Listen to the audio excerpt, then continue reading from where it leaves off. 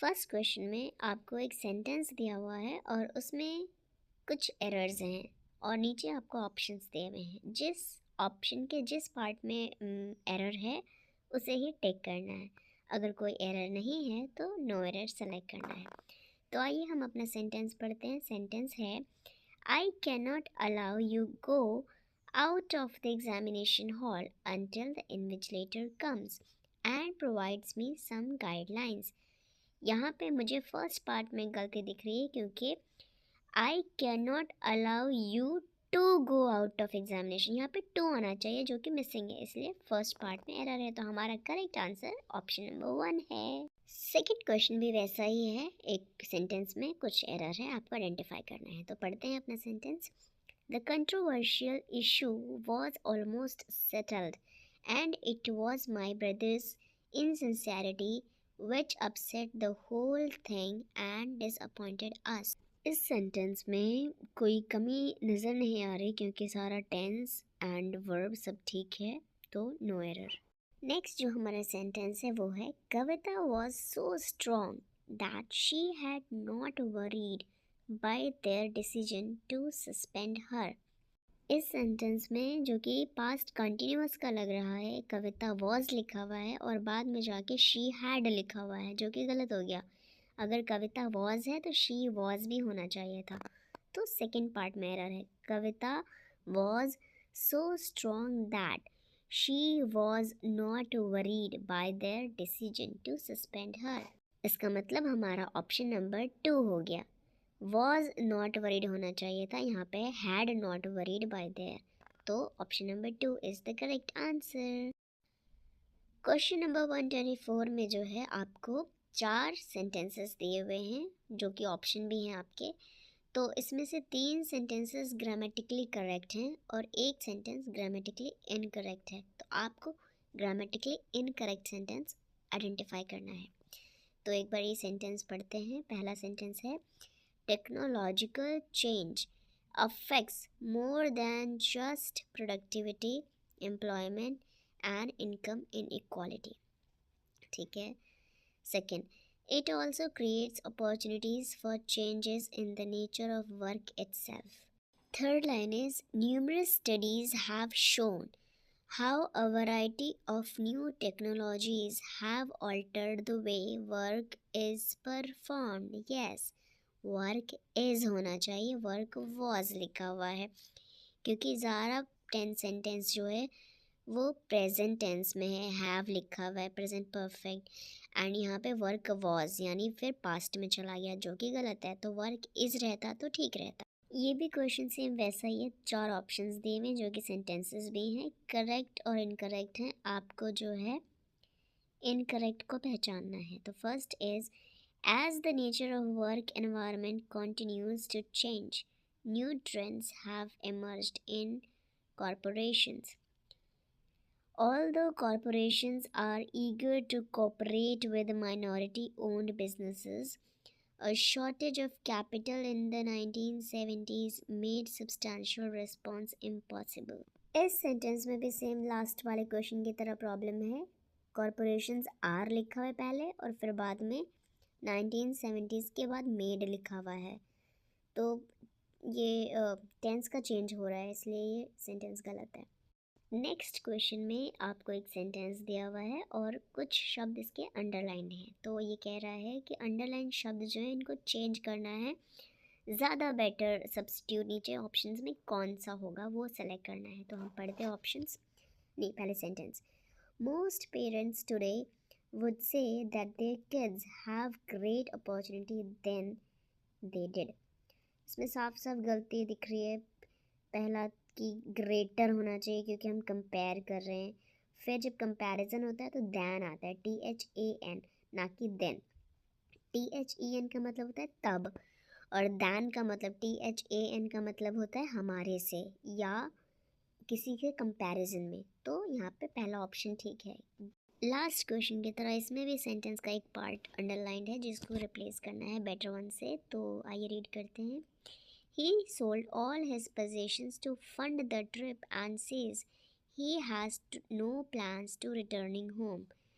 बहुत ही क्लियर नज़र आ रहा है, यहाँ पे कहीं भी जो है कंटिन्यूअस का है नहीं सेंटेंस, बट एंड में रिटर्निंग लिखा हुआ है। हमें पता ही है रिटर्निंग तब लगता है जब is am are was were होता है। यहाँ पे ऐसा कुछ नहीं है, फिर भी रिटर्निंग जो कि गलत हो गया, रिटर्न होना चाहिए, टू रिटर्न होम, यानी option number 2 is the correct answer. अगला क्वेश्चन भी पहले जैसा ही है, तो इसमें एक सेंटेंस है जो हम पढ़ते हैं, in the past promises have been made, kept and broken, and they are being made yet again. they are being made होना चाहिए क्योंकि ये पैसिव सेंटेंस हो गया यहाँ पे, सो promises are being made होना चाहिए। तो option number 3, they are being made is the correct option. Sentence is, September is one of the busiest months of the year with a range of different tasks at hand. अब कोई गलती नज़र आई नहीं है तो एक बारी जो है सारे ऑप्शंस पढ़ लेते हैं। पहला ऑप्शन है one of the busy month. Busy नहीं, हम जब बता रहे हैं सबसे ज़्यादा बिजी तो हो ही नहीं सकता, बिजिएस्ट तो ठीक है। वंस, यहाँ पे ये वाला वंस नहीं लगेगा। One of the more busier month, more busier कोई शब्द नहीं होता है, तो बिजिएस्ट ही अच्छा शब्द है, तो one of the busiest month is the correct answer. तो इसमें कोई भी इम्प्रूवमेंट नहीं चाहिए, no improvement is the correct answer. Next question is, we are getting better dash being variety conscious and supermarkets must display the variety at point of sale. यहाँ पे हमें fill in the blanks में choose करना है options. जब हमें कोई चीज़ ऐसे बतानी हो कि हम किस चीज़ में अच्छे हैं या ख़राब हैं या हम कैसा परफॉर्म करते हैं, तो हमें एडजेक्टिव के बाद एट यूज़ करना पड़ता है। जैसे कि I am good at this, bad at this, better at this, brilliant at this. तो इस तरह से हम एट का यूज़ करते हैं, ये एट का एक यूज़ है।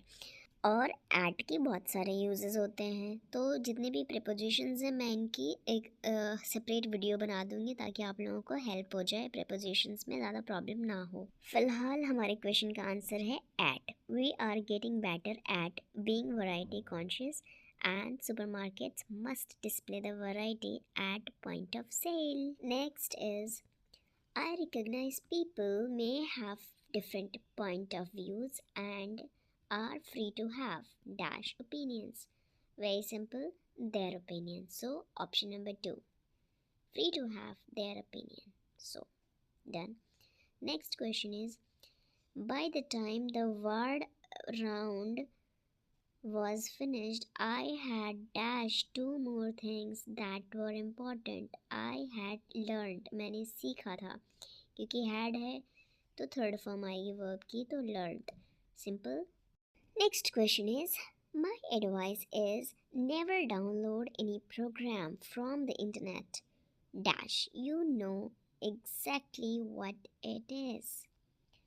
So unless you know exactly what it is, जब तक तुम्हें पता ना हो कि exactly ये क्या है, जब तक, तो unless का मतलब था जब तक, ठीक है, तो unless is the answer, yay.